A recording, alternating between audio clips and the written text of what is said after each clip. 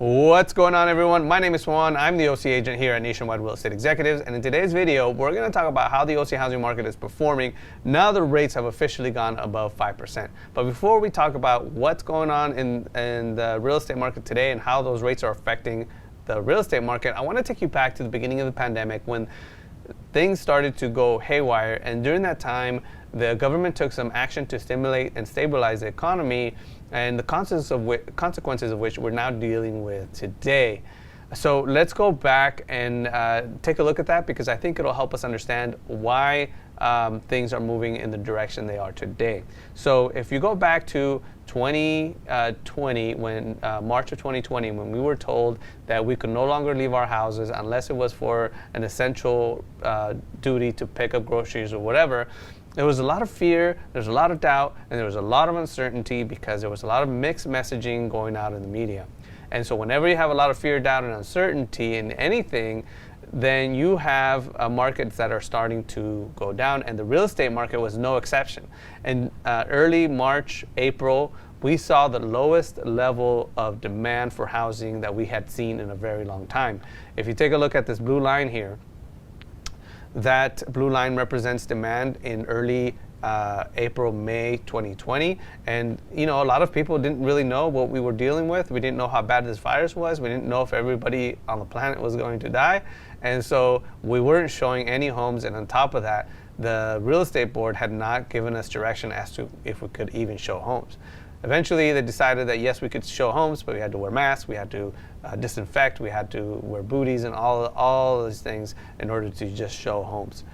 And so on top of that, a lot of people had decided that, you know what, I don't want people coming through my home. I'm not going to put my house on the market and have tons of people walk through my house to look at it. And so because people were afraid, they stopped selling homes to putting their houses on the market for sale. And when inventory should have been already rising, it was basically flat for the first few months of the year going into the second quarter.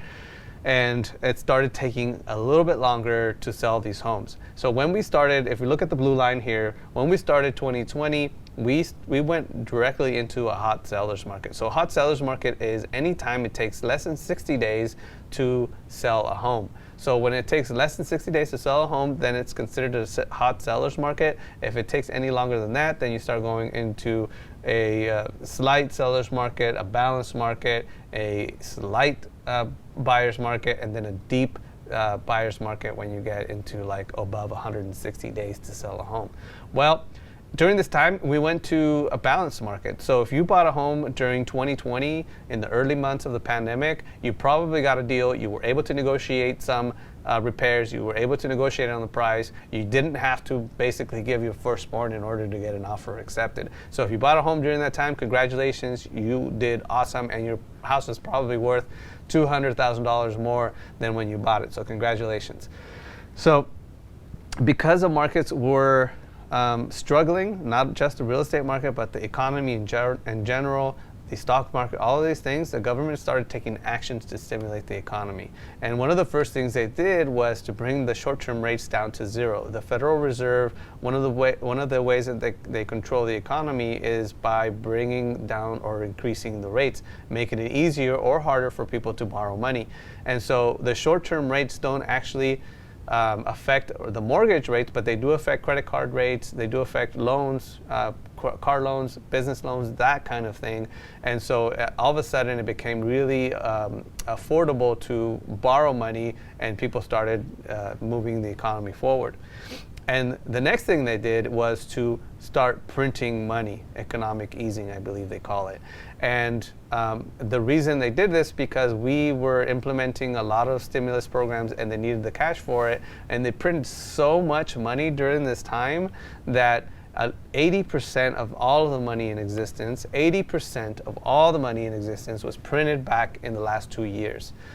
So when you print that much money, you start having issues with inflation, and that's basically where we find ourselves today. And I'll cover that here more in a minute. But that's the other thing the government did, is they started to print money in order to support the economy, and they started buying bonds. And when you buy bonds, you start affecting the mortgage rates. The 10-year Treasury note is basically what the rates follow, the mortgage rates. The green line here is a 30-year fixed mortgage, and the blue line is a 10-year Treasury bond yield. Whenever there's a lot of demand for bonds, the yield goes down, and so do the rates. And so that's what caused the real estate mortgage rates to go down to levels that we hadn't seen in over 50 years. So of course, as the rates went down, then we started seeing a V-shaped recovery. Rates were at 2.75% at some point, but I think it actually went even lower than that. We saw, I know some people personally that refied at 2.5%. I refied at 2.625%. So that started causing other issues where sellers were deciding not to sell, right? And so we had an even higher issue with inventory. But the other issue that happened during that time is that we started to hang out in our houses a little bit more, and we started to realize that, you know what, this house doesn't serve the needs. I have kids hanging out in the kitchen with me. I'm trying to work. The kids are trying to do their homework, and they're yelling or whatever, and people started to realize that they needed to move. And they started searching for homes, and they started moving out of the major metropolitan areas. And because of this, we started seeing demand go through the roof. This green line here is actually representative of demand around July, August of 2020. And you can see that demand was actually much higher than we had seen in the last 4 years. So, but on the other hand, we still had people that were not selling their homes. You know, people were refining their homes and decided they're just going to stay put. They don't want people coming through, and so we started having an issue with inventory levels. And of course, this caused homes to start selling like that. Anybody who actually put their houses on the market during this time, if you didn't see a house, if it came out on a Wednesday and you didn't see it on Friday or Saturday or Sunday, then you missed out on that house, because by Monday or Tuesday it was going into escrow for over $100,000, $60,000, depending on the house. And so it was a hot, crazy seller's market. So this green line, you can see that we were back under 40 days basically in order for the time that it took to sell a house. And we saw some crazy home appreciation during this time. We saw like 20% year over year, $100,000 difference every year. And if you look at the home prices here in California, we saw 58.2% appreciation in the last 5 years. So if you bought a house in the last 5 years or longer, then you're probably doing really, really well. Some popular states like Idaho, Utah, Arizona, they saw close to 100%, if not 100% appreciation. So it was a lot of people leaving California into those states. It was absolutely nuts. And now that we're starting to see we're coming out of the pandemic, if you will, or, the government has said that we're basically through the pandemic. I don't really know if that's true or not, but they're trying to undo a lot of the things that happened during the pandemic, and a lot of the stimulus that they put into the economy during that time, because we have inflation that is above 8.5%. Now, these are the reported numbers. The reality might be a little higher, but 8.5% of inflation is a 40-year high, and you've probably noticed that things at the grocery store are costing more, your gas is costing more. A lot of the things that we take for granted are costing a lot more money, so our dollar isn't going far enough, and that's a direct consequence of the money printing that they did early in the pandemic. And so the Federal Reserve Bank's job is basically to maximize employment and to control inflation. And the two ways in which they do that is by buying and selling bonds from their balance sheet, and also reducing the short-term or increasing the short-term rates. And that's what they're doing right now.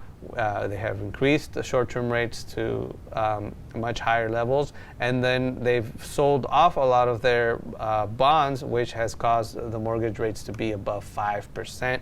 We haven't seen rates as high since 2009, actually, so we're at an all-time high since the last 5 years when it comes to interest rates. So now that we see rates going above 5%, where are we headed? Where are things going from here?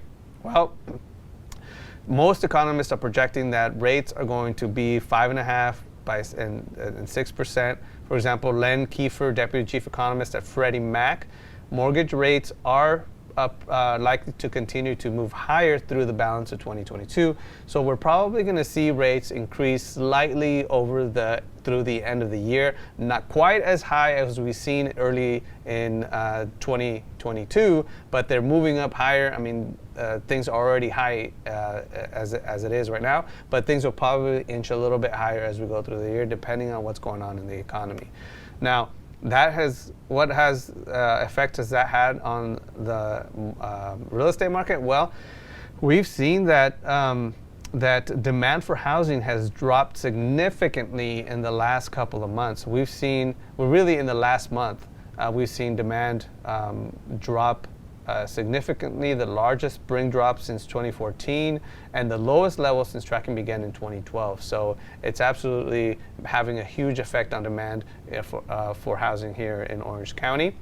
And then inventory levels are starting to increase. Now we've seen that for the first time since 2019, there are more homes on the market than in the prior year, since 2019, and the largest increase since 2014. So the number of homes for sale on the market, they're sitting a little longer, and you're starting to see that properties are taking longer to sell.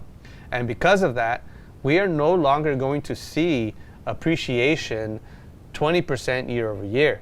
What most economists are projecting is that we're going back to a normal cycle of appreciation where things are about 3 to 6% appreciation. So the average of all the economists surveyed is about 6.7%. So CoreLogic, HPES, Fannie Mae, the Mortgage Bankers Association, Freddie Mac, NAR, National Association of Realtors, all are projecting about an average of 6.7%. So things are probably going to go up a little bit here towards the end of the year, and you'll see that it's going to. Right now, we're still in a seller's market, and we are going to continue to be in a seller's market. It's just not going to be as competitive as it was earlier in 2022 or in 2021, where you had to basically give your firstborn and your arm and leg in order to get an offer accepted. So we're going to see some changes taking place, especially depending on how long these rates sustain. Now, what can you expect moving forward if you are a buyer? Well, you're going to see that slightly higher rates through the end of the year. You're going to see more options to choose from. It's not, it's no longer going to be scarce inventory levels like we saw in the last couple of years. You may have a little bit of options to choose from. There's going to be less competition, which is great, because instead of having 20 offers on the table, you may see 2, 3 offers, and it's not going to be where people are having to put 100,000, 60,000 over asking in order to get their offers accepted. And then you'll see slightly higher prices through the end of the year. Projections are about 3 to 6% through 2022. So it's more like normal appreciation, and depending on what happens with the economy, we may see a different scenario playing out in the next year. But for now, we're seeing 3 to 6% appreciation. And then, like I was saying earlier, you can actually negotiate your terms and the price, and things like that, where before you weren't able to negotiate terms. You basically, no repairs as is, no termite, no home warranty, everything, like super, as we call it, clean in the industry. Now, if you're a seller, what can you expect? Well, it's going to be the inverse of what the buyers are expecting, right?